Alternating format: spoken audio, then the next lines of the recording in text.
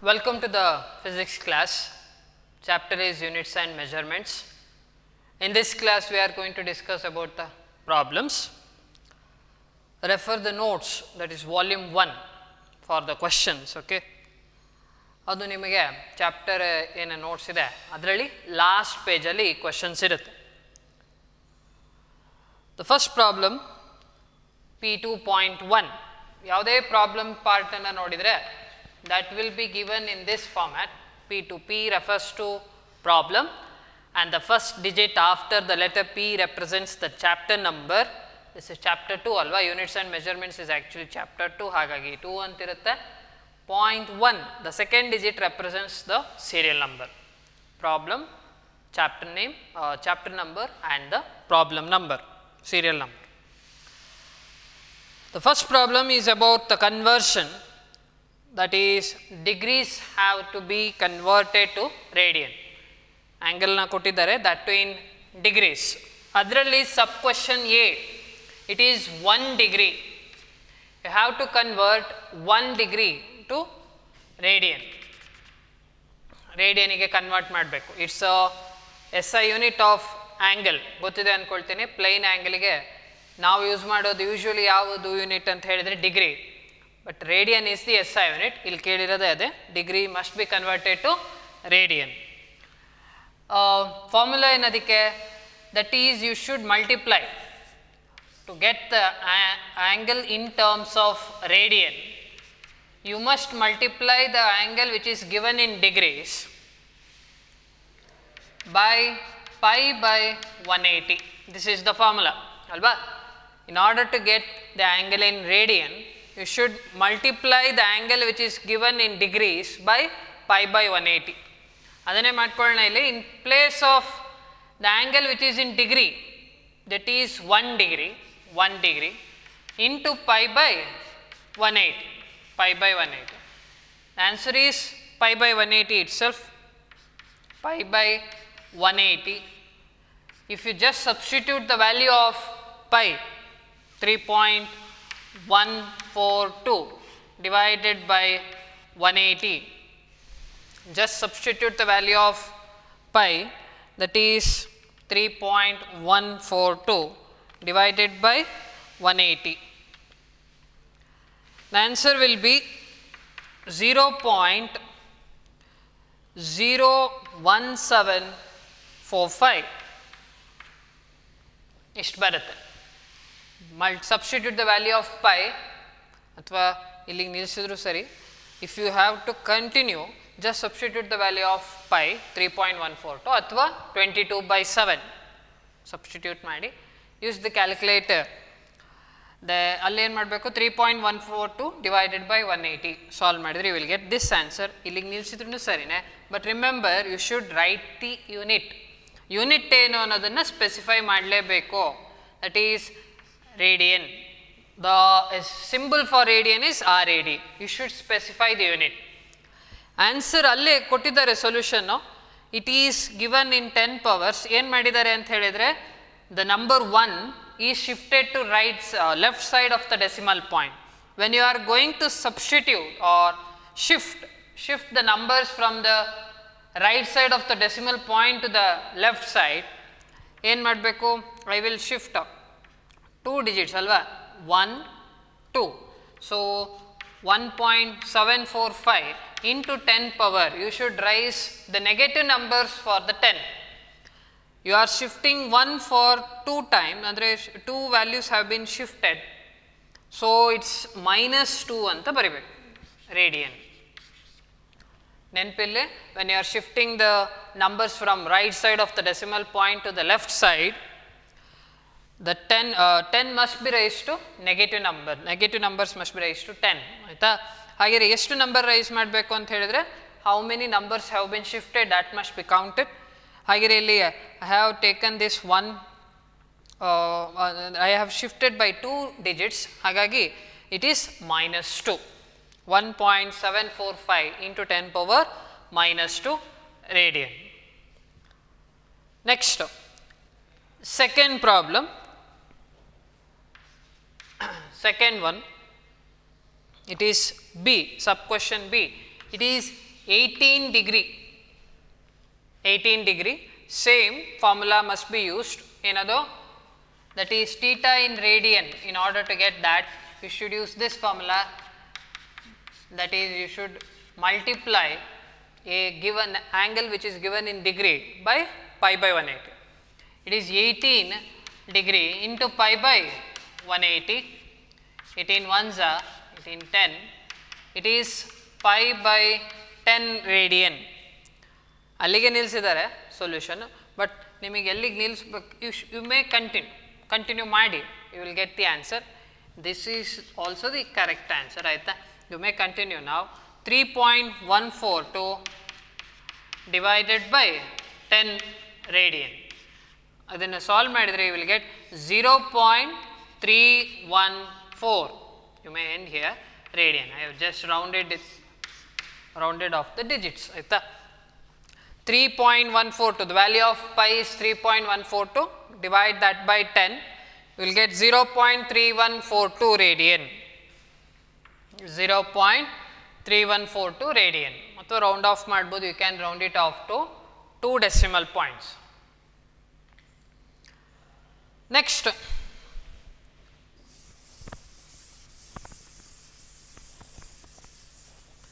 problem, it is the conversion of angle which is given in radian to degree. Alva? Radian al kottirtare, that must be converted to degrees now. The first one, the sub question A, we have 1 radian. 1 radian. 1 radian ida. That must be converted to degree. Degree ge ನೀವು ಇದನ್ನು convert ಮಾಡಬೇಕೀಗ. The formula is the angle which is given in degree, you will get the answer when you multiply the angle which is in radian by 180 and divide the whole thing by pi. The angle which is given in radian must be multiplied by 180 by pi, then you will get the answer in degree. So, theta in radian, it is 1 radian into 180 divided by pi. The angle which is given in radian is 1. ಹಾಗೆ multiply ಮಾಡ್ಕೊಳ್ಳಿ, it is 180 by pi value is 3.142. when you solve this using a calculator, you will get 57.29 degree. You should specify the unit. ನೆನಪಲ್ಲಿ you should specify the unit. ಯಾಕೆಂದರೆ ಸೊಲ್ಯೂಷನಲ್ಲಿ problems are very important in physics. ಒಂದು ಯಾವುದೇ exam ಕೇಳಿದರೆ final ಎಕ್ಸಾಮಲ್ಲಿ ನಿಮಗೆ 15 marks will be allotted for the problems. You should attain 3 questions out of 5, each carrying 5 marks. ಅಲ್ಲೇನಂತ ಹೇಳಿದರೆ ಸ್ಟೆಪ್ಸಿಗೆ ಮತ್ತು ಕ್ಯಾಲ್ಕುಲೇಷನ್ಗೆಲ್ಲ ಮಾರ್ಕ್ಸ್ ಇರುತ್ತೆ, ಜೊತೆಗೆ 1 mark will be allotted to the answer, final answer. ಅದರಲ್ಲಿ ಹಾಫ್ ಮಾರ್ಕ್ ಅಂತ ಏನು ಮಾಡಿರ್ತಾರೆ, that will B for unit. ಆದರೆ ನಿಮಗೆ ಹಾಫ್ ಮಾರ್ಕ್ ಕಟ್ ಮಾಡೋದಾಗಲಿ ಅಥವಾ ಹಾಫ್ ಮಾರ್ಕ್ ಕೊಡೋದೆಲ್ಲ ಮಾಡೋದಲ್ಲ, but 1 mark will be deducted. If your answer is correct, though your answer is correct, but the answer has no unit, numerical value ಸರಿ ಇದ್ದು, but if it does not carry any unit, ಆಯಿತಾ, then 1 mark will be deducted. ಹಾಗಾಗಿ ನೆನಪಲ್ಲಿ you should try to practice the final answer with the actual unit. Next, sub question B. The pi radian has been given. Pi radian, the angle is pi, that must be converted to degree. Very easy problem because formula ನಿಮಗೆ ಗೊತ್ತಾಗಿದೆ. It is pi, the angle which is radian, in radian must be multiplied by 180 by pi, but the angle which is given here is pi itself. ಹಾಗಾಗಿ ಏನಾಗುತ್ತೆ, pi gets cancelled. ಬರೋದೇನು 180 degree. This is very important. That is pi is 180 degree ಅನ್ನೋದು ಗೊತ್ತಾಗಬೇಕು. pi radian ಅಂತ ಹೇಳಿದರೆ pi radian ಅಂತ ಹೇಳಿದರೆ 180 degree ಅಂತ ಗೊತ್ತಾಗಬೇಕು. ದೆನ್ 90 degree ಅಂತ ಹೇಳಿದರೆ it is pi by 2 radian. 90 degree ಅಂತ ಹೇಳಿದರೆ π/2 ರೇಡಿಯನ್. ಹಾಗೆ 45 ಡಿಗ್ರಿ ಅಂತ ಹೇಳಿದರೆ ಹಾಫ್ ಆಫ್ ದಿಸ್ ಅಂದರೆ π/4 ರೇಡಿಯನ್. ಇದು ಗೊತ್ತಾಗಬೇಕು. ಹಾಗೆ 360 ಡಿಗ್ರಿ ಅಂತ ಹೇಳಿದರೆ ಇಟ್ ಈಸ್ 180 × 2 ಅಲ್ವಾ? ಹಾಗೆ 2π ರೇಡಿಯನ್. ಇದಿಷ್ಟು ಗೊತ್ತಿಲ್ಲ. π ರೇಡಿಯನ್ ಈಸ್ 180 ಆದರೆ 2π ಅಂತ ಹೇಳಿದರೆ 360, π/2 ಅಂದರೆ 90 ಡಿಗ್ರಿ, π/4 ರೇಡಿಯನ್ ಅಂದರೆ 45 ಡಿಗ್ರಿ.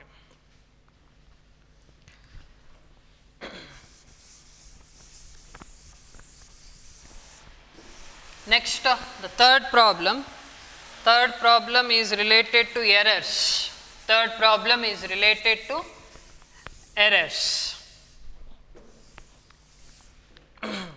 Question number P2.3 ಏನು ಹೇಳಿದ್ದಾರೆ?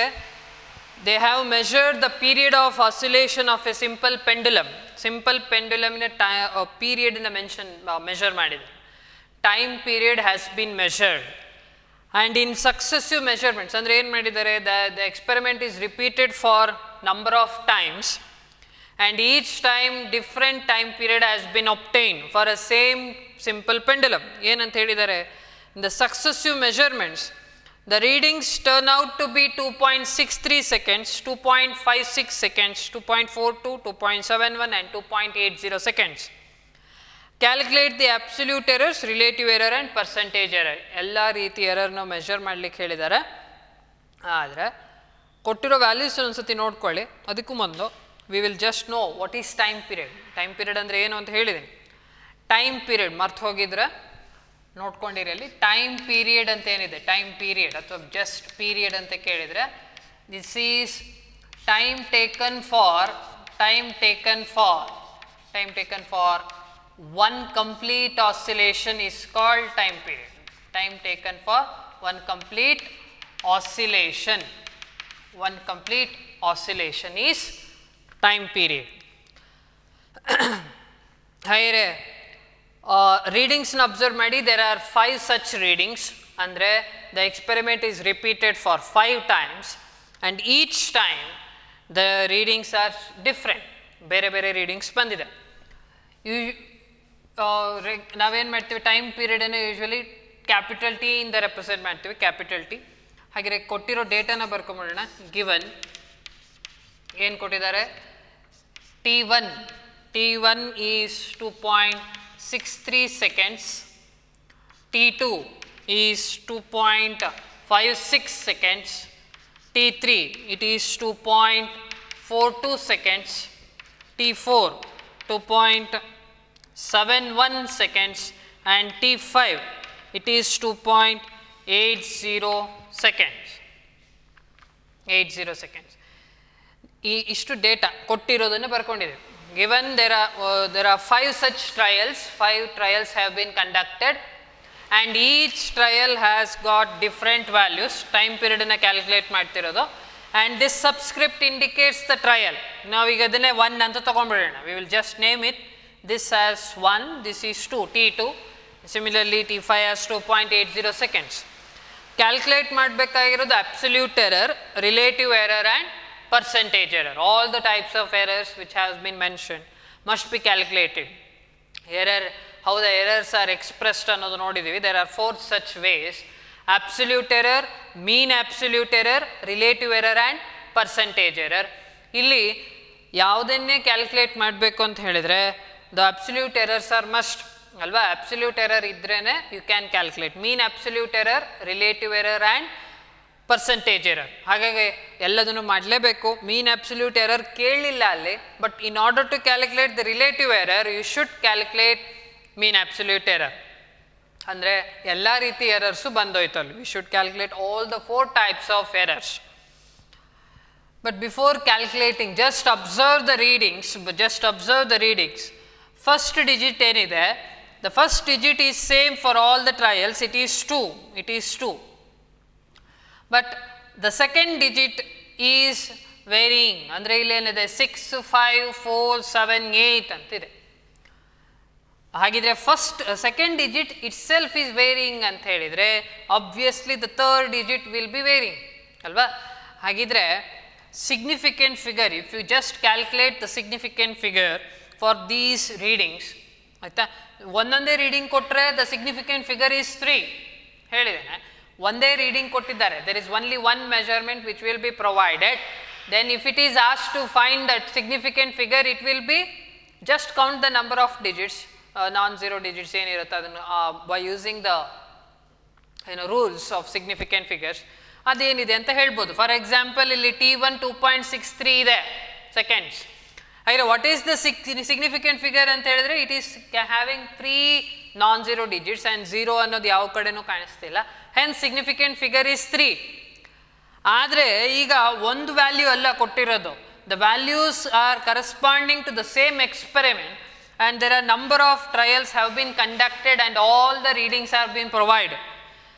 ಆಗ just compare the readings. When you compare the readings, you should not follow the rules which has been mentioned about the significant figure. Just compare the readings and just try to find that numbers of digits which are certainly known. ಎಷ್ಟು ಗೊತ್ತಿದೆ certain ಆಗಿ, it is only one digit is certainly known and it is 2. And also try to find ಎಷ್ಟು certain digits ಇರುತ್ತೋ along with it you should have one uncertain digit. ಹಾಗೆ ಇಲ್ಲಿ uncertain digit ಯಾವುದಾಗಿರುತ್ತೆ, the second place itself. ಹಾಗೆ the significant figure for the given set of numbers, significant figures ಏನಿದೆ is ಎಷ್ಟು ಬರೋದು 2 is the significant figure. ಹೇಳಿದ ಗೊತ್ತಾಯಿತು ಅಂದ್ಕೊಳ್ತೇನೆ. when there is a number of the values will be provided which is related to the same experiment or related to the same calculation, measurements ಗೆ related ಆಗಿದ್ರೆ, then just compare all those readings and you should just try to count the number of digits which are certainly known. ಅಂದರೆ ಅದೇ number ಎಲ್ಲ ರೀಡಿಂಗ್ಸಲ್ಲೂ repeat ಆಗಿರುತ್ತೆ, ಅಂಥದ್ದು ಎಷ್ಟು digits repeat ಆಗಿದೆ ಅನ್ನೋದು ನೋಡ್ಕೊಳ್ಳಿ. ಅದ್ರ ಜೊತೆಗೆ ಒಂದು ಅನ್ಸರ್ಟೈನ್ ಡಿಜಿಟನ್ನು ನೀವು ತೊಗೊಳ್ಬೇಕು. ಇಲ್ಲಿ ಫಸ್ಟ್ ಡಿಜಿಟ್ ರಿಪೀಟ್ ಆಗಿದೆ, ಎಲ್ಲದರಲ್ಲೂ 2 ಅಂತಲೇ ಇದೆ, ಹಾಗೆಯೇ 2 ಅನ್ನೋದು ಸರ್ಟೈನ್ಲಿ ನೋನ್. ನೆಕ್ಸ್ಟ್ ಡಿಜಿಟ್ ಗೊತ್ತಿದೆಯಾ ಅಂತ ನೋಡ್ಲಿಕ್ಕೆ ಹೋದರೆ ಇಲ್ಲ, ಒಂದೊಂದರಲ್ಲೂ ಒಂದೊಂದು ರೀಡಿಂಗ್ ತೋರಿಸ್ತಾ ಇದೆ 8 7 4 5 6, ಹಾಗಾದರೆ ಅಲ್ಲೇ ಅನ್ಸರ್ಟೈನಿಟಿ ಇದೆ ಅಂತ ಆಯಿತು. ಹಾಗಿದ್ರೆ ನೆಕ್ಸ್ಟ್ ಡಿಜಿಟ್ ನೋಡೋದ್ರಲ್ಲಿ ಏನು ಅರ್ಥ ಇಲ್ಲ. So we will exclude these digits, ಅಂದರೆ ಸೆಕೆಂಡ್ ಡೆಸಿಮಲ್ ಪ್ಲೇಸ್ ಏನಿದೆ ಅದನ್ನು ತೆಗೆದುಹಾಕೋಣ.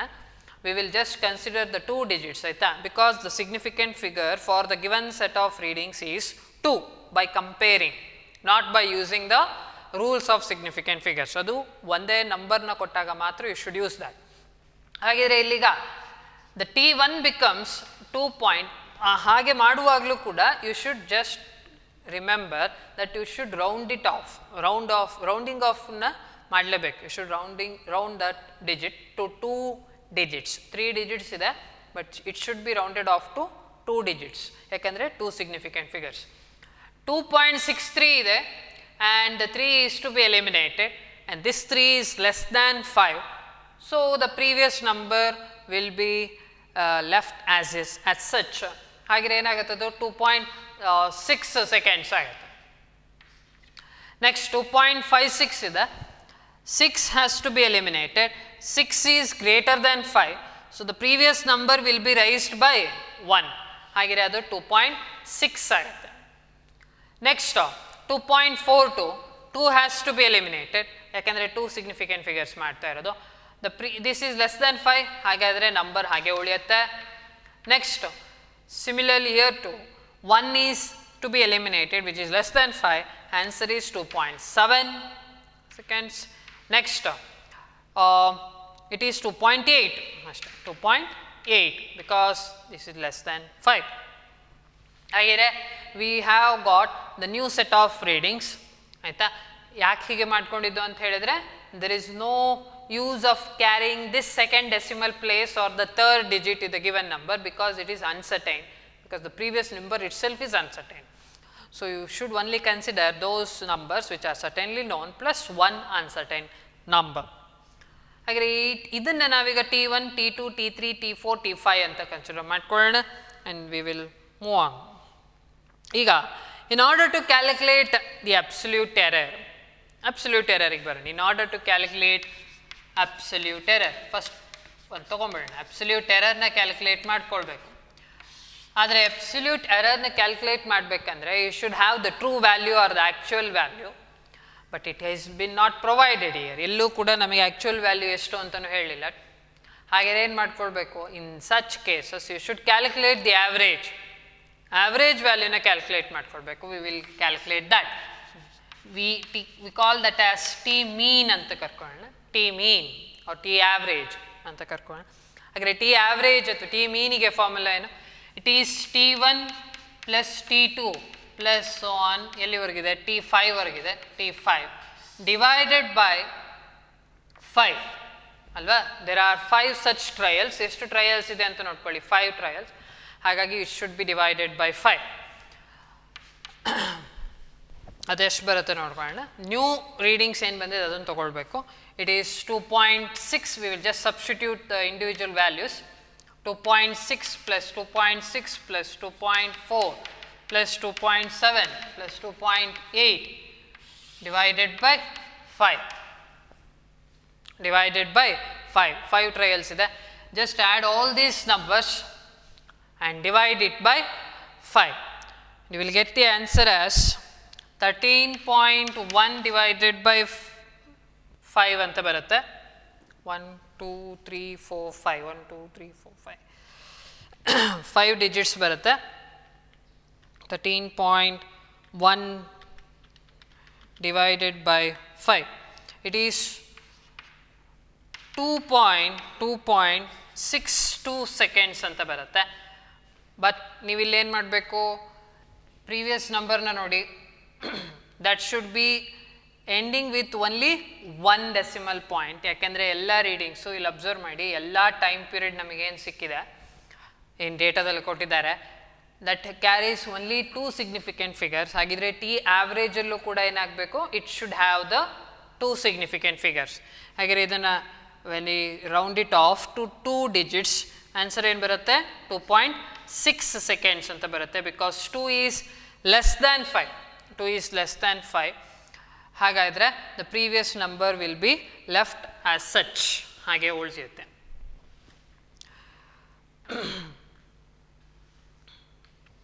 Next, this is T mean ಅಷ್ಟೇ ನಾವು ಕ್ಯಾಲ್ಕುಲೇಟ್ ಮಾಡಿರೋದು, ಇನ್ನೂ ಆಬ್ಸಲ್ಯೂಟ್ ಎರರಿಗೆ ಹೋಗಿಲ್ಲ.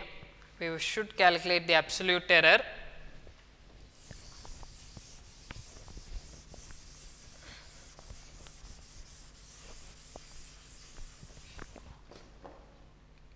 ಟಿ ಮೀನ್ ಸಿಕ್ಕಿದೆ, ಅಬ್ಸಲ್ಯೂಟ್ ಎರರ್ ಬೇಕೀಗ.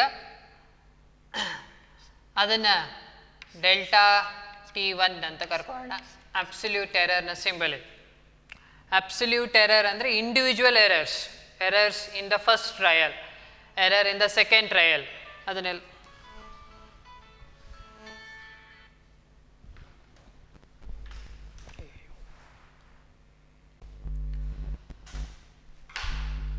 ಈಗ ಸದ್ಯಕ್ಕೆ ನಾವು ಕ್ಯಾಲ್ಕುಲೇಟರ್ ಮಾಡಿರೋದು ಟಿ ಮೀನ್ ಮಾತ್ರ. Will continue with absolute error. ನಾವು ಒಂದೊಂದು ಅಬ್ಸಲ್ಯೂಟ್ ಎರರ್ನ ಕ್ಯಾಲ್ಕುಲೇಟ್ ಮಾಡ್ತೀವಿ ಅಂದರೆ we are just calculating the error for the individual trial. ಒಂದೊಂದು ಟ್ರಯಲಿಗೂ ಕೂಡ ಎರರ್ ಎಷ್ಟಿದೆ ಅಂತ ನೋಡ್ಕೊಳ್ಬೇಕು. The error involved in the first trial is absolute error ಏನಿದೆ, that is indicated in this form. Modulus ಸಿಂಬಲಲ್ಲಿ ತಗೊಳ್ತೇವೆ. ಮಾಡ್ಯುಲಸ್ ಅಂತ ಹೇಳಿದ್ರೆ you should just take the positive value ಅಂತ ಹೇಳಿ. ಮಾಡ್ಯುಲಸ್ ಆಫ್ ಡೆಲ್ಟಾ T1 ಅಂತ ತಗೊಳ್ತೇವೆ.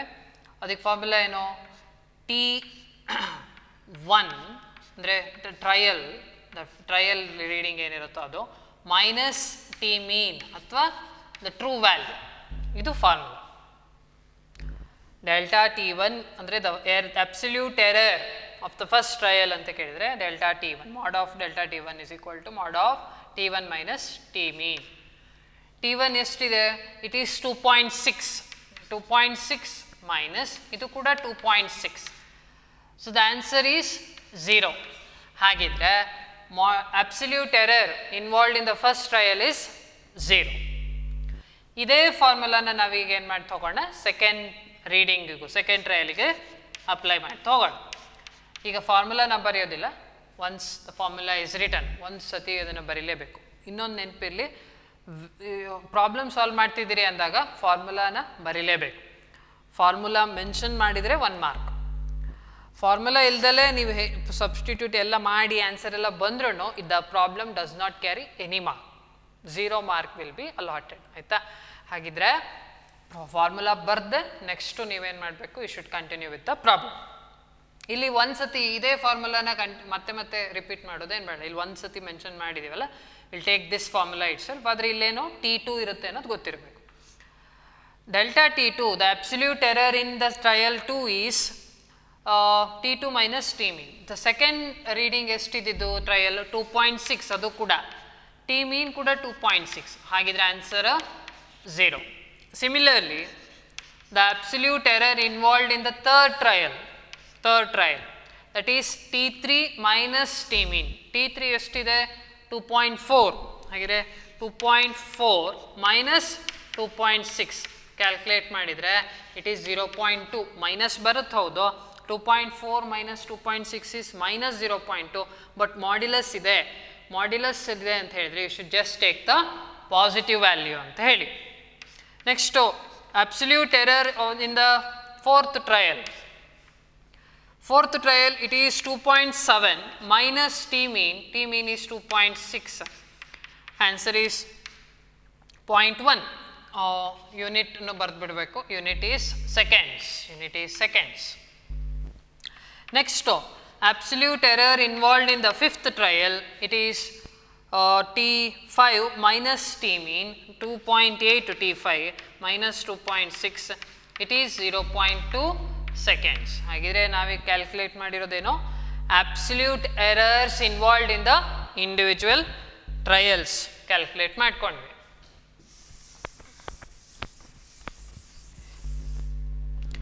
ಅದರ ಜೊತೆಗೆ ಟಿ ಮೀನ್ ಎಷ್ಟು ಅಂತಲೂ ಬರೆದಿರ್ತಾನೆ. T mean is 2.6 seconds. ಇಷ್ಟು ಗೊತ್ತಿದೆ. ಇಂಡಿವಿಜುವಲ್ ಎರರ್ಸ್, ಅಬ್ಸಲ್ಯೂಟ್ ಎರರ್ನ ಕ್ಯಾಲ್ಕುಲೇಟ್ ಮಾಡಿ ಆಯಿತು. ಫಸ್ಟ್ ಪಾರ್ಟ್ ಆಯಿತು. ಅಬ್ಸಲ್ಯೂಟ್ ಎರರ್ಸ್ನ ಕೇಳಿದ್ರು, ಕ್ಯಾಲ್ಕುಲೇಟ್ ಮಾಡಿದ್ದೀವಿ. But remember, you should mention the units. Next second question ಏನು, you should calculate the relative error. Relative error ಬೇಕಂತ ಹೇಳಿದರೆ we should know the mean absolute error. ಅದಿಲ್ಲ ಅಂದರೆ ಕಂಟಿನ್ಯೂ ಮಾಡಲಿಕ್ಕೆ ಆಗಲ್ಲ. ಹಾಗೆ we will calculate mean absolute error first. Mean absolute ಎರರ್ನ calculate ಮಾಡಿದ ಮೇಲೆ ರಿಲೇಟಿವ್ ಎರರ್ನ ಕ್ಯಾಲ್ಕುಲೇಟ್ ಮಾಡ್ಕೊಂಡು. ಹಾಗೆ ಮೀನ್ ಅಬ್ಸಲ್ಯೂಟ್ ಎರರ್ ಸಿಂಬಲ್ ನಾನು ಹೀಗೆ ತಗೊಳ್ತೀನಿ, delta T mean. T mean ಅಂತ ಹೇಳಿದರೆ ಎಲ್ಲ ರೀಡಿಂಗ್ಸ್ನ ಆವ್ರೇಜ್ ಅದು. Delta T mean refers to mean absolute error involved in time period. ಈ ಪ್ರಾಬ್ಲಮಿಗೆ ಟಿ ಯೂಸ್ ಮಾಡಿದ್ದೀವಿ, ಬೇರೆ ಬೇರೆ ಕ್ವಾಂಟಿಟಿಗಳಿದ್ರೆ ಆಯಾ ಸಿಂಬಲ್ಸನ್ನು ಯೂಸ್ ಮಾಡ್ತೀವಿ.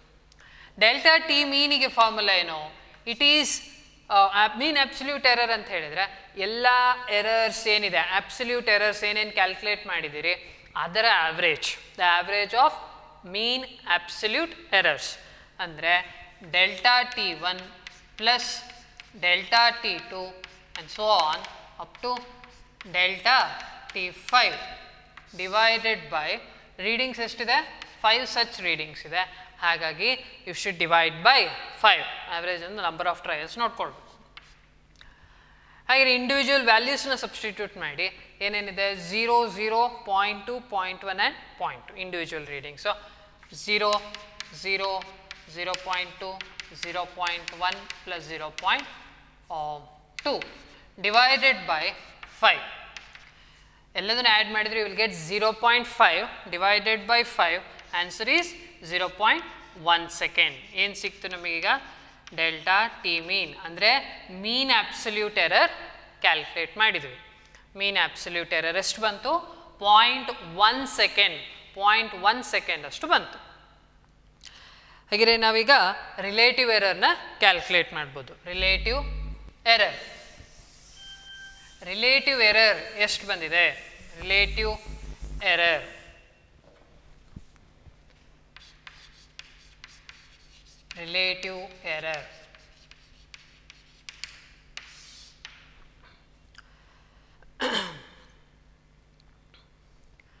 ಈಗ ನೋಡಿ, ಅಬ್ಸಲ್ಯೂಟ್ ಎರರ್ ಆಗಿದೆ, ಮೀನ್ ಅಬ್ಸಲ್ಯೂಟ್ ಎರರ್ ಆಗಿದೆ. Next relative error. ಈಗ ಬಂದಿರೋದು ಮೀನ್ ಅಬ್ಸಲ್ಯೂಟ್ ಎರರ್, ಜೊತೆಗೆ ನಮಗೆ ಟಿ ಮೀನ್ ಕೂಡ ಬೇಕು. ಟಿ ಮೀನ್ ಎಷ್ಟಿತ್ತು? 2.6 ಸೆಕೆಂಡ್ಸ್. 2.6 ಸೆಕೆಂಡ್ಸ್. ರಿಲೇಟಿವ್ ಎರರಿಗೆ ಫಾರ್ಮುಲಾ ಏನು?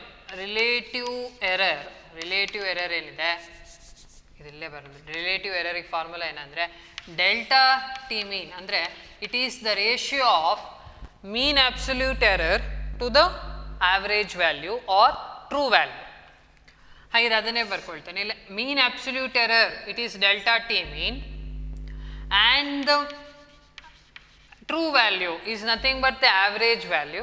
ಹಾಗಾದರೆ ಟಿ ಮೀನ್ ಗೊತ್ತಾಗಿಲ್ಲದೆ relative error is defined as ratio of mean absolute error to the average value ಅಥವಾ ಟ್ರೂ ವ್ಯಾಲ್ಯೂ. ಈ ಟ್ರೂ ವ್ಯಾಲ್ಯೂ ಇಲ್ಲ, ಹಾಗಾಗಿ ಆವ್ರೇಜ್ ವ್ಯಾಲ್ಯೂ ತೊಗೊಳ್ತಿದ್ವಿ. ಹಾಗಾದರೆ delta T mean divided by T mean ಅಂತ ಬರುತ್ತೆ. This value delta T mean is calculated ನಾವು ಎಷ್ಟು ಬಂದಿದೆ? 0.1 divided by T mean is 2.6 seconds. Delta T mean 0.1 divided by T mean is 2.6 seconds. Calculate ಮಾಡಿದರೆ you will get 0.038 seconds ಏನೋ ಬರುತ್ತೆ.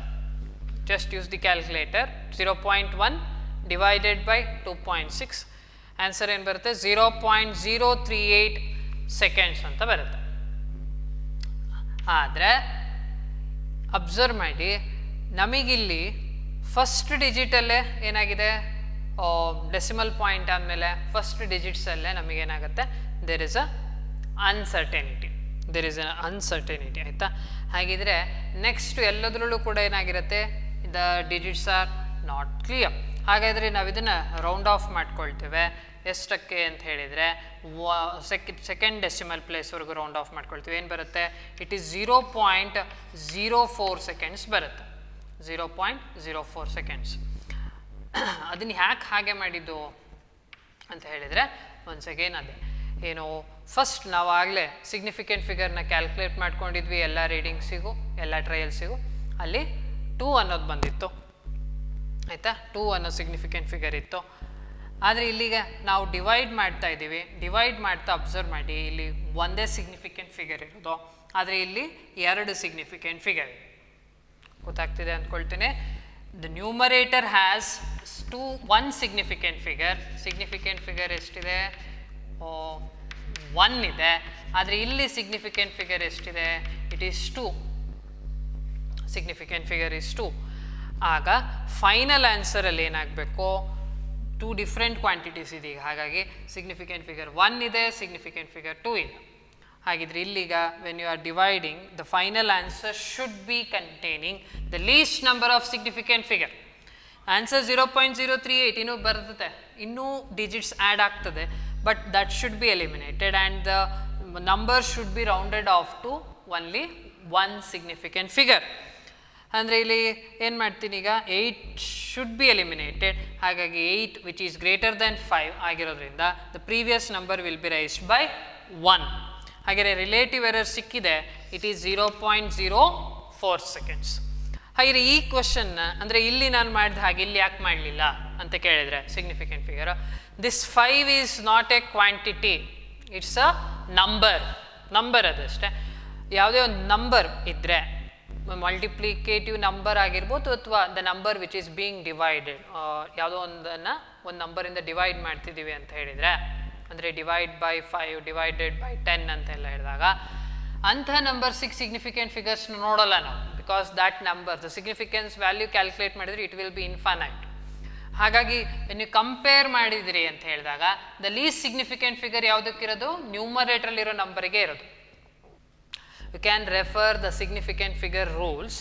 ಅಲ್ಲಿ multiplicative number, ಯಾವುದೋ ಒಂದು ನಂಬರ್ನ ಮಲ್ಟಿಪ್ಲೈ ಮಾಡ್ತಿದ್ದೀರಿ 2 ಪೈ ಹಾಫ್ ಅನ್ನೋದನ್ನು, ಅಥವಾ ಡಿವೈಡ್ ಮಾಡ್ತಿದ್ದೀರಿ ಯಾವುದೋ ಒಂದು ಕ್ವಾಂಟಿಟಿ 2 ಇಂದ ಅಥವಾ 5 ಇಂದ ಏನೋ ಡಿವೈಡ್ ಮಾಡ್ತಿದ್ದೀರಿ ಅಂದರೆ, all those multiplicative are the numbers ಏನು ಯೂಸ್ ಮಾಡ್ತಿದ್ದೀರಿ, ಎಕ್ಸ್ಟ್ರಾ ನಂಬರ್ಸು, ಅಂಥ ನಂಬರ್ಸಿಗೆ ಸಿಗ್ನಿಫಿಕೆನ್ಸ್ ಇರಲ್ಲ.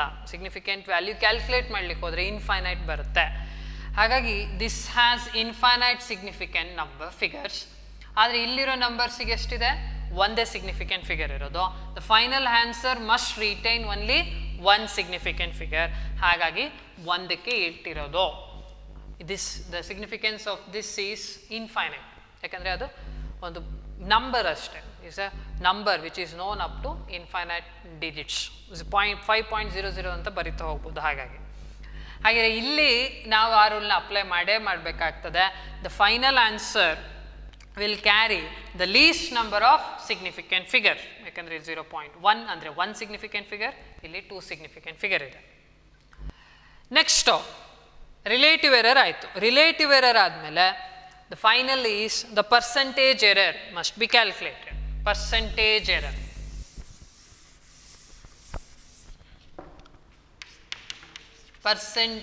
ಎರರ್ ಎಷ್ಟಿದೆ? ಪರ್ಸೆಂಟೇಜ್ ಎರರ್ಗೆ ಫಾರ್ಮುಲಾ ಏನು? Relative error into 100%. Relative error into 100%. Relative error ಅಂದರೆ ಈಗ ಕ್ಯಾಲ್ಕುಲೇಟ್ ಮಾಡಿದ್ದೀವಿ, delta T mean divided by T mean into 100% ಅಂತ ಅರ್ಥ. ಹಾಗೆ ಎಷ್ಟು ಬರುತ್ತೆ? This value is known already, it is 0.04. 0.04 into 100 ಎಷ್ಟು ಬರುತ್ತೆ? It is 4%. Relative error, percentage error is 4%. There is 4% error involved. ಅಷ್ಟೇ ಆನ್ಸರ್ ಬರಬೇಕಿತ್ತು. ಸರಿ, ಅಬ್ಸಲ್ಯೂಟ್ ಎರರ್ ಅಂದರೆ ಇಂಡಿವಿಜುವಲ್ ಎರರ್ಸ್. ಟಿ ಆವ್ರೇಜನ್ನ ಕ್ಯಾಲ್ಕುಲೇಟ್ ಮಾಡ್ಕೊಳ್ಳಿ, subtract the T average and the individual value. Next mean absolute ಎರರ್ಗೆ ಎಲ್ಲ ಆವ್ರೇಜ್ ವ್ಯಾಲ್ಯೂ ಅಬ್ಸಲ್ಯೂಟ್ ಎರರ್ಸ್ ಏನಿತ್ತರೋ ಅದರದ್ದು ಆವ್ರೇಜನ್ನು ತೊಗೊಳ್ಬೇಕು. ರಿಲೇಟಿವ್ ಎರರಿಗೆ ಬಂದರೆ it is the ratio of mean absolute error to the average. whereas relative percentage error ಅಂತ ಹೇಳಿದರೆ it is relative error into 100%. ಆದರೆ ಇಲ್ಲೊಂದು ರೂಲ್ನ ಅಪ್ಲೈ ಮಾಡಿದೆ, ಅದನ್ನು ನೋಡ್ಕೊಳ್ಳಿ. ಇಲ್ಲಿ ಫಸ್ಟ್ ನ್ಯೂಮರೇಟ್ರಲ್ಲಿ ಇರೋದಕ್ಕೆ ಸಿಗ್ನಿಫಿಕೆಂಟ್ ಫಿಗರ್ 1 ಇದೆ, ಆದರೆ ಇಲ್ಲಿ 2 ಇದೆ. ಆದರೆ ಡಿವೈಡ್ ಮಾಡಿದಾಗ final answer it should contain least significant figure. ಅದೇ ಒಂದು ಪ್ಯೂರ್ ನಂಬರಿಂದ ಡಿವೈಡ್ ಮಾಡ್ತಿದ್ರೆ ಅಂದರೆ ಅದು it is not a quantity, but it's a number, just a number which is being multiplied 1/5 ಅನ್ನೋದನ್ನ ಸೇರಿಸ್ತಿದ್ದೀರಿ ಅಂತ ಹೇಳಿದಾಗ that 5 does not have any significance. ಅಂದರೆ ಬಟ್ ಇಟ್ ಹ್ಯಾಸ್ ಸಿಗ್ನಿಫಿಕೆನ್ಸ್ ಎಷ್ಟು ಅಂತ ಕೇಳಿದ್ರೆ significant figures for that 5 is infinite. But when you compare with the numerator, the least number ಯಾವ್ದು ಬರುತ್ತೆ? ನ್ಯೂಮರೇಟರ್ಗೆ ಬರುತ್ತೆ. ಹಾಗಾಗಿ the final answer will contain only list number of significant figures. ಹಾಗಾಗಿ ಅದನ್ನೆಲ್ಲೂ ಹೇಳಲಿಲ್ಲ. ಆದರೆ ಇಲ್ಲಿ ಬರ್ತಾ ಇಲ್ಲಿ ಆ ರೀತಿ ನಂಬರ್ ಯಾವುದೂ ಇಲ್ಲ, ಹಾಗಾಗಿ ಇಲ್ಲಿ ಹೇಳಲೇಬೇಕಾಯ್ತು. Next question number 4. Question number 4 ಏನಿದೆ? ರೆಸಿಸ್ಟೆನ್ಸ್ ಅಂತ ಕೊಟ್ಟಿದ್ದಾರೆ. Resistance R is equal to ಒಂದು ಈಕ್ವೇಶನ್ V/I ಅಂತ ಹೇಳಿಬಿಟ್ಟಿದ್ದಾರೆ. R is equal to V/I ಕೊಟ್ಟಿದ್ದಾರೆ. This is the equation. R is equal to V/I. V is the electrostatic potential and I ಅಂದರೆ current. ಮತ್ತೇನು ಅನ್ನೋದು ಬೇಡ, ಅಲ್ಲಿ ಏನು ಕೊಟ್ಟಿಲ್ಲ ಬಿಡಿ. ಬಟ್ ವಿಗೊಂದು ಈಕ್ವೇಶನ್ ಕೊಟ್ಟಿದ್ದಾರೆ. V is equal to 100 ± 5 volt. ಹಾಗೆ I is equal to 10 ± 0.2 amps ಅಂತ ಹೇಳಿ.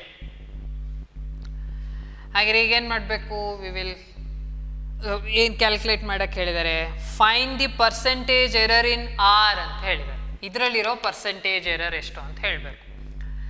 This is related to combination of errors, combinational errors. ಅಂದರೆ ವಿನಲ್ಲೇ ಎರರ್ ಇದೆ. ದಿಸ್ ಈಸ್ ದ ಯೂನಿಟ್, ಆಯಿತಾ? This represents the unit. V stands for volt, A stands for ampere. ಅಂದರೆ ವಿಯಲ್ಲಿ error ಇದೆ, ಐಯಲ್ಲೂ ಎರರ್ ಇದೆ. Then what's the error in the R? ರೆಸಿಸ್ಟೆನ್ಸಲ್ಲಿ ಎರರ್ ಎಷ್ಟಿದೆ ಅಂತ ಹೇಳಬೇಕು. ಯಾವ ಎರರು? ಪರ್ಸೆಂಟೇಜ್ ಎರರ್ನ ಕೇಳಿದೆ. ಅದನ್ನು ಕ್ಯಾಲ್ಕುಲೇಟ್ ಮಾಡ್ಕೊಳ್ಳೋದಕ್ಕಿಂತ ಮೊದಲು ಈ ಈಕ್ವೇಷನನ್ನು ಅಬ್ಸರ್ವ್ ಮಾಡಿ. ಇದರಲ್ಲಿ ಈ ರೀತಿಯಾಗಿ ಎಕ್ಸ್ಪ್ರೆಸ್ ಮಾಡಿದರೆ, ಯಾವುದೇ ಒಂದು ಕ್ವಾಂಟಿಟಿನ ಒಂದು ನಂಬರ್ ಪ್ಲಸ್ ಆರ್ ಮೈನಸ್ ಅಂತ ಎಕ್ಸ್ಪ್ರೆಸ್ ಮಾಡಿದ್ದಾರೆ ಅಂದರೆ the first part indicates mean value ಅಥವಾ ಟ್ರೂ ವ್ಯಾಲ್ಯೂನ ಹೇಳುತ್ತದೆ. The true value or mean value. This indicates ಏನದು ಮೀನ್ ಅಬ್ಸಲ್ಯೂಟ್ ಎರರ್ನ ಹೇಳುತ್ತೆ. ಮೀನ್ absolute error. Mean absolute error. This should be known. ಯಾವುದೇ ಒಂದು ಕ್ವಾಂಟಿಟಿನ. ಫಾರ್ ಎಕ್ಸಾಂಪಲ್ ಏನೇನೆ ಕೊಟ್ಟಿದ್ದಾರೆ ಅಂದರೆ, if it is expressed as a ಹೀಗೇನೋ ಬರೆದಿದ್ದಾರೆ ಅಂತ ಹೇಳಿದರೆ, ಆಯಿತಾ, ಹೀಗೇನೋ ಕೊಟ್ಟಿದ್ದಾರೆ ಅಂತ ಹೇಳಿದರೆ, the first part indicates the true value and the second part indicates the error ಅಂತಷ್ಟೆ. True value and error. True value ಆಗಿರಬಹುದು ಅಥವಾ it may be mean value, true or mean value. The second part will be error. ಯಾವ ಎರರ್ ಆಗಿರುತ್ತೆ ಅಂದರೆ usually it will be mean absolute error. ಇದನ್ನು note ಮಾಡ್ಕೊಳ್ಳಿ. First part represents the true value, the second part represents the error, that to mean absolute error. ಹಾಗಿದ್ರೆ ಈ ಡೇಟಾನ ನೋಡಿಕೊಂಡು, ಈಗೇನು ಹೇಳಿದ್ದೀನಿ ಅದನ್ನು ನೋಡಿಕೊಂಡು we will write what is 100, what is 5 ಅನ್ನೋದನ್ನೆಲ್ಲ ನೋಡ್ಕೊಂಡ್ಬಿಡೋಣ. ಏನದು ಈ ಎಕ್ಸ್ಪ್ರೆಷನ್ನ ನೋಡಿಕೊಂಡ್ರೆ ವಿ ಅನ್ನೋದು ಎಷ್ಟಿದೆ ಅಂತ ಕೇಳಿದರೆ, ಇಟ್ಸ್ ಆ್ಯಕ್ಚುಲಿ ವಿ ಅಂತ ಏನಿದೆ ಅದು 100 ಪ್ಲಸ್ ಮೈನಸ್ ಅಂತ ಕೊಟ್ಟಿದ್ದಾರೆ, but it will be taken as 100 volt. This represents true value, ಆಯಿತಾ, ಟ್ರೂ ವ್ಯಾಲ್ಯೂ. ನೆಕ್ಸ್ಟ್ ಅದೇ ರೀತಿ ಐ ಎಷ್ಟು ಕೊಟ್ಟಿದ್ದಾರೆ, ಐ ಈಸ್ 10 ಆ್ಯಂಪ್ಸ್ ಕೊಟ್ಟಿದ್ದಾರೆ, ಇದು ಕೂಡ ಟ್ರೂ ಕೊಟ್ಟಿದ್ದಾರೆ. ನೆಕ್ಸ್ಟ್ ಡೆಲ್ಟಾ ವಿ ಅಂತ ಬರೀತೀವಿ. ಡೆಲ್ಟಾ ವಿ ಅಥವಾ ನೀವು ಡೆಲ್ಟಾ ವಿ ಮೀನ್ ಅಂತಲೂ ಬರಿಬೋದು, but I will just write it as delta V. Delta V ಎಷ್ಟಿದೆ, 5 ವೋಲ್ಟ್ಸ್ ಅನ್ನೋದಿದೆ. ಇದೇನಿದು ಮೀನ್ ಅಬ್ಸಲ್ಯೂಟ್ ಎರರ್. ಮೀನ್ ಅನ್ನೋದು ಬರ್ದಿಲ್ಲ ಅಷ್ಟೆ, mean absolute error, mean absolute error. Similarly delta I ಎಷ್ಟಿದೆ, ಅದು 0.2 ಆ್ಯಂಪ್ಸ್. ಇದು ಕೂಡ mean absolute error, mean absolute error.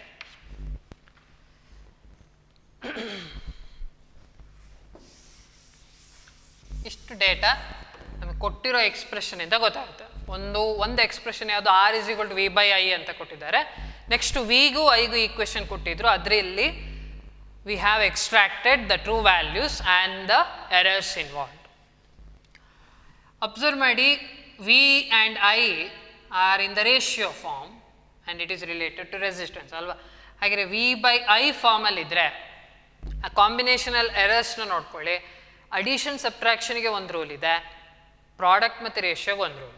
Addition ಮತ್ತು ಸಬ್ಟ್ರಾಕ್ಷನ್ ಇದ್ದಿದ್ರೆ, ಎರಡು ಕ್ವಾಂಟಿಟಿ ಆ್ಯಡ್ ಆಗೋದು ಅಥವಾ ಡಿಫ್ರೆನ್ಸ್ ಇದ್ದಿದ್ರೆ, you must only calculate the error. ಯಾವ ಎರರು, ಅಬ್ಸಲ್ಯೂಟ್ ಎರರ್ನ ಕ್ಯಾಲ್ಕುಲೇಟ್ ಮಾಡಿದರೆ ಸಾಕು. ಆದರೆ ಇಲ್ಲಿ ಪ್ರಾಡಕ್ಟ್ ಅಥವಾ ರೇಷಿಯೋ ಫಾರ್ಮಲ್ಲಿದ್ದರೆ you must calculate the relative error. ಹಾಗಿದ್ರೆ ಅಂದರೆ ಅದು ಈಸಿಯಾಗಿ ಕ್ಯಾಲ್ಕುಲೇಟ್ ಮಾಡ್ಬೋದು ಅಂತ. ಹಾಗಿದ್ರೆ we will calculate what, relative error for the above expression. ಇದಕ್ಕೆ ರಿಲೇಟಿವ್ ಎರರ್ನ ಕ್ಯಾಲ್ಕುಲೇಟ್ ಮಾಡೋಣ. ರಿಲೇಟಿವ್ ಎರರ್ ಇನ್ ಆರ್ ಎಷ್ಟು ಅಂತ ಕೇಳಿದ್ರೆ, ಆರ್ ರೆಪ್ರೆಸೆಂಟ್ಸ್ ರೆಸಿಸ್ಟೆನ್ಸ್. ಈ ಇಕ್ವೇಷನ್ಗೆ ಅಪ್ಲೈ ಮಾಡಿದೆ ಏನು ಬರುತ್ತೆ, ರಿಲೇಟಿವ್ ಎರರಿಗೆ formula delta R by R. ಇಲ್ಲಿ ನಾನು ಮೀನ್ ಅನ್ನೋದನ್ನು ಬಿಟ್ಟಿದ್ದೀನಿ ಅಷ್ಟೇ, ಜನರಲಿ ಇಷ್ಟು ಬರೆದ್ರೂ ಸಾಕು. ಮೀನ್ ಅನ್ನೋದು ರೆಪ್ರೆಸೆಂಟ್ ಮಾಡ್ತಾ ಇರಬೇಕು ಅಂತೇನಿಲ್ಲ. Here delta R represents the mean absolute error involved in R and R represents average value or true R ಅಂತ ರೆಪ್ರೆಸೆಂಟ್. ಅದು ರಿಲೇಟಿವ್ ಎರರಿಗೆ ಫಾರ್ಮುಲಾ ನೋಡ್ಕೊಳ್ಳಿ. ಡೆಲ್ಟಾ ವಿ ಬೈ ವಿ ನ್ಯೂಮರೇಟ್ರಲ್ಲಿರೋದು ಪ್ಲಸ್ ಡಿನಾಮಿನೇಟ್ರಲ್ಲಿ ಇದ್ರೂ ಕೂಡ ಅದು ಪ್ಲಸ್ಸೇ ಆಗುತ್ತೆ. ಡೆಲ್ಟಾ ಐ ಬೈ ಐ ಇದನ್ನು ಹೀಗೆ ಬರ್ಕೊಂಡ್ರೆ V into I power -1. V power 1 ಇದೆ, ಐ ಪವರ್ -1. ಪವರ್ಸ್ ಇದ್ದರೆ ದಟ್ ಶುಡ್ ಬಿ ಮಲ್ಟಿಪ್ಲೈಡ್, ಆದರೆ ಇಲ್ಲಿ ಪವರ್ 1 ಆಗಿರೋದ್ರಿಂದ ಅದೇನು ಚೇಂಜ್ ಆಗಲ್ಲ ವ್ಯಾಲ್ಯೂ. ಹಾಗಾಗಿ I have not return this 1. ಆಯಿತಾ, delta V by V minus ಇದ್ರೂ ಸಹ, ಪವರ್ ಮೈನಸ್ ಇದ್ರೂ you will consider it as positive in relative error because we are just calculating the maximum error involved. Plus delta I by I. ಇದೇನಾಗಿದೆ, this is the relative error. What is the percentage error ಅಂತ ಕೇಳಿದರೆ, just multiply this by 100%. ಅಂದರೆ delta R by R into 100 is equal to delta V by V into 100 plus delta I by I into 100. The whole expression will be multiplied by 100. Delta V ಎಷ್ಟಿದೆ, it's 5. V true value, it is 100. divided by 100. So, divided by 100 into 100. Delta I, it is 0.2. I, it is 10 into 100. ಇಲ್ಲಿ ಎಷ್ಟು ಬಾಯ್ತು 5 plus 0.2 into 10, it is 20, ಅಲ್ಲ ಸಾರಿ 2 ಅನ್ನೋದು ಬಂದು. ಹಾಗಿದ್ರೆ ಇಲ್ಲಿ observe ಮಾಡಿ, ಇಲ್ಲಿ ಮಾಡುವಾಗ 5/100 ಅಂತಿದೆ. ಸಿಗ್ನಿಫಿಕೆಂಟ್ ಫಿಗರ್ಸ್ನ ನೋಡಿಕೊಂಡ್ರೆ 1 ಹಾಗಾಗಿ 1 ಇದೆ, ಇಂಟು 100 ಹೋಗುತ್ತೆ. ಇಲ್ಲೂ ಅಷ್ಟೇ significant figure is 1, here also 1, ಹಾಗಾಗಿ ಎಲ್ಲ ಆನ್ಸರ್ 1 ಅಲ್ಲಿದೆ. ದೇರ್ಫೋರ್ 5 + 2 ಇಟ್ ಈಸ್ 7% ಬರುತ್ತೆ relative error. This is the relative error involved in resistance. It is 7%. ಇಲ್ಲೆಲ್ಲೂ ನಿಮಗೆ ಡಿಫ್ರೆನ್ಸ್ ಬರಲಿಲ್ಲ, ಅಂದರೆ ಇಲ್ಲೂ ಸಿಗ್ನಿಫಿಕೆಂಟ್ ಫಿಗರ್ 1 ಇದೆ, ಇಲ್ಲೂ 1 ಇದೆ, ಹಾಗಾಗಿ 1 ಕ್ಯಾರಿ ಆಗುತ್ತೆ. ಇಲ್ಲೂ 1, ಇಲ್ಲೂ 1, ಹಾಗಷ್ಟೇ ಇದೆ. ಫೈನಲ್ ಆನ್ಸರನ್ನು ಆ್ಯಡ್ ಮಾಡುವಾಗ you should look at the decimals ಅಲ್ವಾ. ಆ್ಯಡ್ ಅಥವಾ ಸಬ್ಟ್ರಾಕ್ಟ್ ಮಾಡುವಾಗ you should look at the decimal points and keep the answer in the least decimal point. ಅಂದರೆ ಡಿವಿಷನ್ ಮತ್ತು ಮಲ್ಟಿಪ್ಲಿಕೇಶನ್ ಮಾಡುವಾಗ you should look at the significant figures and the final answer must contain the least significant figure.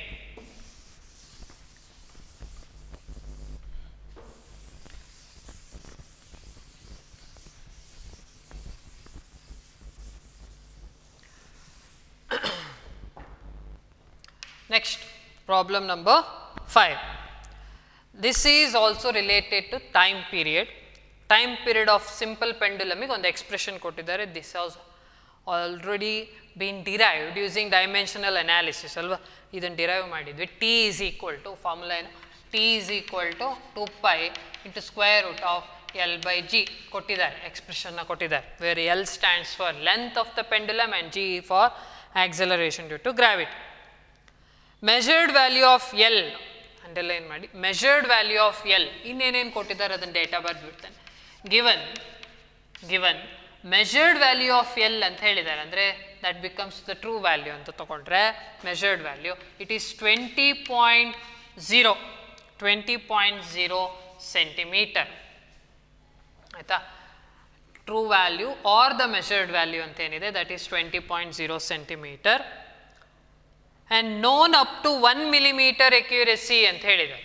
It is known, ಒಂದು ಯಾವುದೋ scale use ಮಾಡಿದ್ದಾರೆ and it's measured, that may be taken as measured value or the true value, but the scale is having the least count of 1 millimeter. ಇದು least count ಕೊಟ್ಟಿದ್ದಾರೆ. List count of that scale, list count of the scale, list count of the scale which is used ಎಷ್ಟಿದೆ ಅದು, it is 1 millimeter. ಅಂದರೆ this is nothing but the delta L. ಎಲ್ಲೂ ನಮಗೆ error ಎಷ್ಟು ಅಂತ ಹೇಳೋದಿಲ್ಲ ಈ ರೀತಿ ಪ್ರಾಬ್ಲಮಲ್ಲಿ, ಎಲ್ಲೂ ಹೇಳೋದಿಲ್ಲ. ಅಂದರೆ ನಮಗೆ ಏನು ಕೊಟ್ಟಿರ್ತಾರೆ, just the measured value or the true value will be given. ಆಮೇಲೆ ನೋನ್ ಅಪ್ ಟು ಅಕ್ಯುರಸಿ ಅಥವಾ ಪ್ರಿಸಿಷನ್ ಇಷ್ಟು ಅಂತ ಹೇಳಿಬಿಡ್ತಾರೆ. Then the least count of that particular instrument itself is taken as the error. ಯಾವಾಗ error ಕೊಟ್ಟಿರೋದಿಲ್ವೋ then you should take, remember this, the least count of the instrument ಏನಿರುತ್ತೆ that will be taken as the error. Least count of the instrument is taken as the error, taken as error. ಅದನ್ನೇ error ಅಂತ ತಗೊಳ್ತೀವಿ. when the error is not provided, then you should take the least count of that instrument as error. ಹಾಗೆ ಇಲ್ಲಿ the scale is known up to 1 millimeter accuracy ಅಂತ ಹೇಳಿರೋದ್ರಿಂದ you should take that as the error. And I will convert that into centimeter. Centimeter convert ಮಾಡ್ಕೊಳ್ತಾನೆ. delta L is equal to 0.1 centimeter ಆಗುತ್ತೆ. ಹೇಗೆ? because 10 millimeters make up 1 centimeter ಅಲ್ವಾ. Then if you calculate what is 1 millimeter in terms of centimeter, 1 into 1 divided by 10 ಆಗುತ್ತೆ. 1 into 1 divided by 10. 1 divided by 10, it is 0.1 centimeter. ಆಯ್ತಾ? ಹಾಗೆ this is about length ಆಗಿದೆ. ಮತ್ತೇನು ಕೊಟ್ಟಿದ್ದಾರೆ? The number of oscillations has been given, that is number of n ಅಂತ ತಗೊಳ್ತೇನೆ, number of oscillations, number of oscillations ಎಷ್ಟಿದೆ? It is 100. It is just a number. ನೆನಪಿರಲಿ, it is just a number of oscillation. ಮತ್ತೆ the number of ಎಷ್ಟು oscillations? 100 oscillations, and it has taken 90 seconds to complete 100 oscillations. 100 oscillations of the pendulum is found to be 90 seconds ಅಂತ ಹೇಳಿದ್ದಾರೆ. I will take that as t, small t. It is time, total time, it is 90 seconds. 90 seconds is the total time taken to complete 100 oscillations. That time is calculated, just refer the question there, question nodi. The time is calculated using a wristwatch of 1 second resolution. 1 second resolution anta helidare. Resolution of the watch. Resolution of the watch is 1 second. Resolution itself, once again, the precision adu andre it is known accurate agi nimage 1 second vargu nimage enagutte the value is known accurate agi. Therefore delta t anta agutte. Delta t is 1 second. Andre the least count, this is nothing but this delta t is nothing but least count of the watch, wristwatch which is taken. ಅರ್ಥ ಮಾಡ್ಕೊಳ್ಳಿ, ನಮಗೆ ಒಂದು equation ಕೊಟ್ಟಿದ್ದಾರೆ time period ಇಂದ, length of the pendulum ಎಷ್ಟು ಅಂತ measure ಮಾಡಿದ್ದಾರೆ. Time for 100 oscillations is also measured. The scale which is taken to measure the length of the pendulum, ಅದರದ್ದು ಲೀಸ್ಟ್ ಕೌಂಟನ್ನು ಕೊಟ್ಟಿದ್ದಾರೆ. ಅಂದರೆ you can measure only up to 1 millimeter, not less than that. 1 millimeterಗಿಂತ ಕಡಿಮೆ measure ಮಾಡೋಕ್ಕಾಗಲ್ಲ ಅಂತ ಹೇಳಿದರೆ 1 millimeter is the least count. Then the least count of that scale is taken as delta L. What is this delta L? Delta L is the error involved. We will take that error itself as mean absolute error. Similarly, resolution of the watch 1 second ಅಂತ ಹೇಳಿದರೆ you can measure only 1 second. Least ಅಂದರೆ 1 second ಮಾತ್ರ measure ಮಾಡ್ಬೋದು, not less than that. ಹಾಗೆ that is the least count of the watch ಅಂತ ಆಗುತ್ತೆ. ಹಾಗೆ delta t ಅಂದರೆ error involved in time, it is 1 second. ಯಾವಾಗ ಇದನ್ನು ತಗೊಳ್ಬೇಕು? When the error involved is not given, then the least count of the instrument itself is taken as the error. ನೆನಪಿರಲಿ, you should take the least count as the error. Question ಏನು ಕೇಳಿರೋದು? ಇದೆಷ್ಟು data ಆಗಿರೋದು ನಮಗೆ ಇಡೀ ಕ್ವಶನಲ್ಲಿ ಇಷ್ಟನ್ನು ಕೊಟ್ಟಿದ್ರು. What should be calculated ಅನ್ನೋದು ಇಂಪಾರ್ಟೆಂಟ್. ಈಗ we should calculate the accuracy in the measurement of G. ಅಂದರೆ what is the error involved ಅಂತ ಹೇಳಿ, accuracy or error, what is the error involved in G. ಯಾಕೆ ಟಿ ಅನ್ನೋದು L ಮತ್ತು G ಮೇಲೆ depend ಆಗಿದೆ. If there is error in L and G, then there will be error in T. ಆದರೆ ಈಗ G ಕೇಳಿದ್ದಾರೆ, ಯಾಕೆ? Because L is given, T is also given. If there is error in L as well as in T, then surely there will be error in G. So we should calculate what is the error involved in G. In order to calculate the error involved in G, you should get the expression for G first. First G ಗೆ equation ಬರೀಬೇಕು. ಅದಕ್ಕೆ ಏನು ಮಾಡೋಣ? ಸ್ವಲ್ಪ rearrange ಮಾಡ್ಕೊಳ್ಳೋಣ. ಏನು ಮಾಡೋಣ? We will just square the given equation. Squaring on both sides ನಮಗೇನು ಸಿಗುತ್ತೆ? T square is equal to 4π square ಅಲ್ವಾ? ಟಿ ಸ್ಕ್ವೇರ್ ಇದನ್ನು ಸ್ಕ್ವೇರ್ ಮಾಡಿದರೆ ಸ್ಕ್ವೇರಿಂಗ್ ಆನ್ ಬೋತ್ ಸೈಡ್ಸ್ ಆಯಿತಾ? Squaring on both sides, squaring on both sides ಮಾಡಿದರೆ it becomes T square 2π whole square, 2π whole square, square root ಇದೆ ಅಂದರೆ L by G square root ಇದೆ, ಜೊತೆಗೆ we should square it ಅಲ್ವಾ? V are squaring it. ಹಾಗಿದ್ರೆ ಏನಾಗುತ್ತೆ ಇದು? This implies T square 2 times ಇರೋದ್ರಿಂದ 4π square, square root and the square gets cancel and answer is L by G. ಬೇಕಾಗಿರೋದೇನು? G. We need expression for G. Therefore ಇದನ್ನು cross multiply ಮಾಡ್ತಾನೆ, ಜಿನ ಈ ಕಡೆ ತಗೊಳ್ತಾನೆ, T square will be shifted here. 4π square L divided by T square. This is the final equation. This is required. ಹಾಗೆ ನೀವೀಗೇನು ಮಾಡಬೇಕು ಸದ್ಯಕ್ಕೆ? The data must be copied. ಇಷ್ಟನ್ನು ಕಾಪಿ ಮಾಡ್ಕೊಳ್ಳಿ. ಜೊತೆಗೆ how to get the expression for G. ಯಾಕೆ? Because G has to be calculated. ಹಾಗಾಗಿ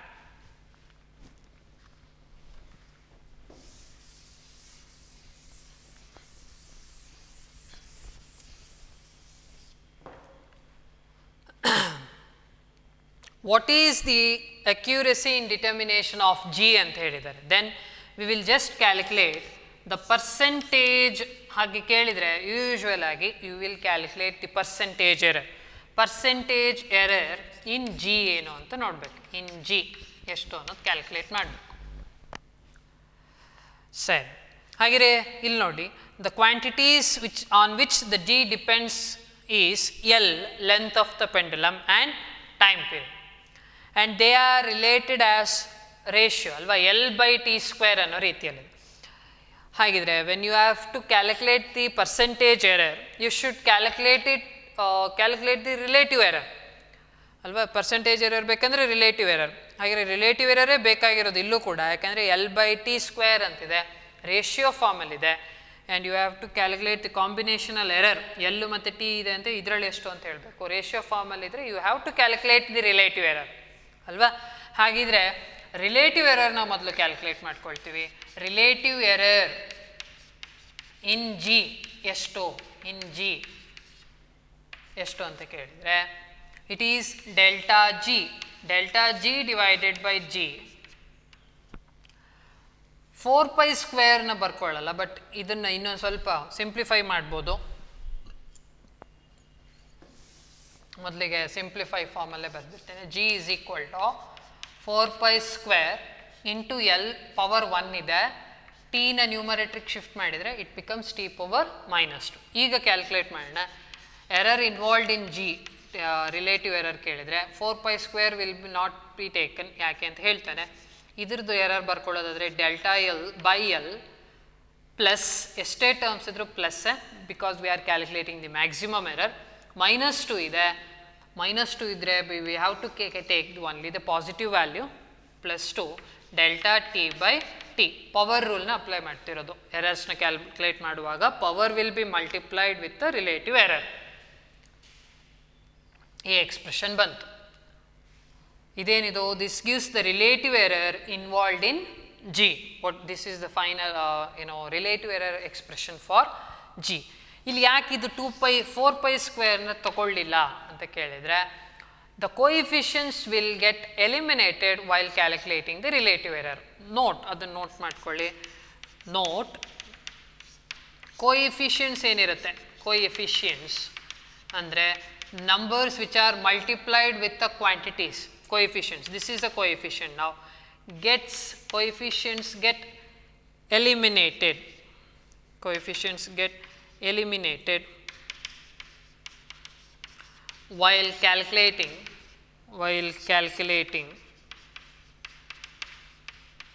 relative error. ಅದು ಕ್ಯಾನ್ಸಲ್ ಆಗುತ್ತೆ, ಅದು ಬರೋದಿಲ್ಲ. It will get cancel, it gets cancelled.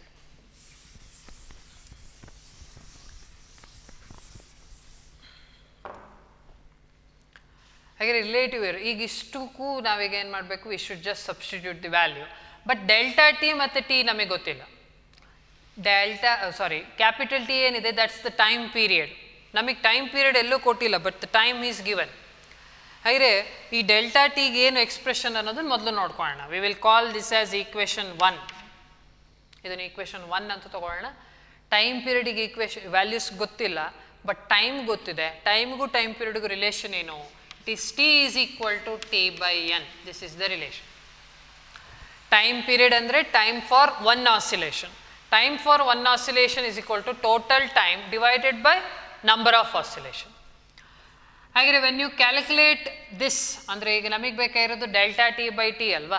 ಹಾಂ, this N is actually A number, ನೆನಪಿರಲಿ, ದಿಸ್ ಈಸ್ ಎ ನಂಬರ್. ಮತ್ತು ಇದು ಒಂದು ಕೋಎಫಿಷಿಯಂಟ್ ಆಯ್ತು, ಅಂದರೆ once again A coefficient, numerical coefficient. ಇದು ಕ್ಯಾನ್ಸಲ್ ಆಗುತ್ತೆ. ಯಾಕೆ ಅಂತ ಹೇಳಿದರೆ, V will calculate the relative error in T. ಇದಕ್ಕೆ ರಿಲೇಟಿವ್ ಎರರ್ ಮಾಡ್ಕೊಳ್ಳಿ, ಯಾಕಂದರೆ ನಮಗೆ ಡೆಲ್ಟಾ ಟಿ ಬೈ ಟಿ ಏನು ಅನ್ನೋದು ಬೇಕು. ಈ ಎಕ್ಸ್ಪ್ರೆಷನಲ್ಲಿ ಡೆಲ್ಟಾ ಟಿ ಬೈ ಟಿ ಏನು ಅನ್ನೋದು ಬೇಕು. ಹಾಗಾಗಿ ಈ ಎಕ್ಸ್ಪ್ರೆಷನ್ನ ತೊಗೊಂಡು ಅದನ್ನು ಕ್ಯಾಲ್ಕುಲೇಟ್ ಮಾಡ್ತಿದ್ರೆ relative error delta T by T is equal to delta T by T ಅಂತ ಬರುತ್ತೆ. N gets eliminated once again. ಯಾಕೆ? Because N is a number which is nothing but a numerical coefficient. ಏನು ಹೇಳಿರೋದು, ನಮ್ಮ numerical coefficients gets eliminated. get eliminated while calculating relative error. ಹಾಗಿದ್ರೆ what is the relative error ಅಂತ ಬಂದಾಗ ಇದಕ್ಕೆ in time period ಅಂತ ಕೇಳಿದ್ರೆ delta T by T is equal to delta T by T ಅಂತ ಬಂತು. ಅಂದರೆ we can replace this capital T by small T. ಅಂದರೆ ಸಬ್ಸ್ಟಿಟ್ಯೂಟಿಂಗ್ this in 1 ಏನಾಗುತ್ತೆ, we get delta G by G is equal to delta L by L plus 2 into delta T by T. Final equation. ಈಗ observe ಮಾಡಿ, ಇದೆಲ್ಲ values ಗೊತ್ತಿದೆ, delta ಎಲ್ಲು delta T T ಎಲ್ಲ values ಗೊತ್ತಿದೆ. Just substitute the values. Delta L is 0.1. ಯಾಕೆ ನಾನು 0.1 ಅಂದರೆ ಯೂನಿಟ್ ಸೇಮ್ ಇರಬೇಕು. ಇದು ಮಿಲಿಮೀಟ್ರಲ್ಲಿ ಇತ್ತು, ಇದು ಸೆಂಟಿಮೀಟ್ರಲ್ಲಿ ಇತ್ತು, ಬಟ್ ಮಿಲಿಮೀಟ್ರನ್ನ ಮೀಟ್ರಿಗೆ ಸೆಂಟಿಮೀಟ್ರಿಗೆ ಕನ್ವರ್ಟ್ ಮಾಡ್ಕೊಂಡಿದ್ದೀವಿ, ಅದನ್ನು ಯೂಸ್ ಮಾಡಿ ನಾವು, not 1 millimeter, because when you are dividing it should be of same units. ಹಾಗೆ 0.1 ಡಿವೈಡೆಡ್ ಬೈ ಲೆಂತ್ ಎಷ್ಟು 20.0 ಪ್ಲಸ್ 2 ಡೆಲ್ಟಾ ಟಿ ಎಷ್ಟಿದೆ ಅಂತ ನೋಡ್ಕೊಳ್ಬೇಕು. Delta T is 1 second divided by total time is 90. Total time is 90. 0.1 is the error involved in length, 20 centimeter is the length, 1 second is the error involved in the what time measurement alli, 90 seconds is the total time. Calculate ಮಾಡ್ಕೊಳ್ಳಿ ಇದನ್ನು using a calculator. Answer ಎಷ್ಟು ಬರುತ್ತೆ, you will get 0.005 ಅನ್ನೋದು ಬರುತ್ತೆ. ಹೌದಾ, 1 divided by 200 ಅಥವಾ 0.1 divided by 20 ಮಾಡಿದರೆ, ಹಾಗೆ 1 divided by 90 into 2 ಮಾಡಿದರೆ ಯು ವಿಲ್ ಗೆಟ್ 0.0222 ಅನ್ನೋದು ರಿಪೀಟ್ ಆಗ್ತಾ ಹೋಗುತ್ತೆ. 0.0222 ಅನ್ನೋದು ರಿಪೀಟ್ ಆಗ್ತಾ ಹೋಗುತ್ತೆ. ಕ್ಯಾಲ್ಕುಲೇಟ್ರಲ್ಲಿ ಕ್ಯಾಲ್ಕುಲೇಟ್ ಮಾಡ್ಕೊಂಡಿದ್ದೀರಿ. ಈಗ ಸಾಲ್ವ್ ಮಾಡಿದರೆ ಎಷ್ಟು ಬರುತ್ತೆ, this will be 0.027. When you add this will get 0.027. ಇಷ್ಟು ನಮಗೇನು ರಿಲೇಟಿವ್ ಎರರ್ ಸಿಕ್ಕಿರೋದು. That's the relative error, delta G by G calculate ಮಾಡ್ಕೊಂಡಿದ್ದೀರಿ. ಡೆಲ್ಟಾ ಜಿ ಬೈ ಜಿ 0.027 ಅಂತ ಬಂದಿದೆ. ನೆಕ್ಸ್ಟು ನಾವು ಅದನ್ನು ಪರ್ಸೆಂಟೇಜ್ ಎರರ್ನ ಕ್ಯಾಲ್ಕುಲೇಟ್ ಮಾಡಬೇಕು. Fine, what is the percentage error? Percentage error in G ಮಾಡಿದರೆ ಆನ್ಸರ್ ಏನದು, it is delta G by G into 100%, which is delta G by G it is 0.027 into 100% ಮಾಡಿದರೆ you will get 2.7%, which is approximately equal to 3%, which is approximately equal to 3%. ಯಾಕೆ ಅದನ್ನು 3% ಅಂತ ಹೇಳಿದ್ದಾರೆ ಅಂತ ಹೇಳಿದರೆ, that's actually a problem which was asked in JEE. ಮತ್ತು ಇದನ್ನು you can refer the NCERT text book also. 3%ಅಲ್ಲೇ ಕೊಟ್ಟಿದ್ದಾರೆ. ಒಂದು ವೇಳೆ ನಿಮಗೆ ಅಲ್ಲಿಗೆ ಆಗಲಿಲ್ಲ ಅಂದ್ರೂ you can end here. Relative ಎರರ್ಗೆ ಎಂಡ್ ಮಾಡಿದರೆ ಇಲ್ಲಿಗೆ ನಿಲ್ಲಿಸಿದ್ರೂ ಸರಿನೇ, ಅವ್ರ ಪರ್ಸೆಂಟೇಜ್ ಎರರ್ ಕ್ಯಾಲ್ಕುಲೇಟ್ ಮಾಡ್ತಾ ಇಲ್ಲಿಗೆ ನಿಲ್ಲಿಸಿದ್ರೂ ಸರಿನೇ. ಆದರೆ ಎಷ್ಟೊಂದು ಎಕ್ಸಾಮಲ್ಲಿ ಮಲ್ಟಿಪಲ್ ಚಾಯ್ಸ್ ಕ್ವಶನ್ಸ್ ಎಕ್ಸಾಮ್ ಮಾಡುವಾಗ it is rounded off to some number, ಅದು 3 ಆಗುತ್ತೆ. 2.7% ಇರೋದು. When you round it off ಅಂದರೆ ಅದನ್ನು ಒಂದು ಕಂಪ್ಲೀಟ್ ನಂಬರಿಗೆ ರೌಂಡ್ ಮಾಡೋದಾದರೆ it is nearly equal to 3%. That's how will get the error involved in G, that's the percentage error involved in G as 3%. Okay, we will end here and continue in the next class. Thank you.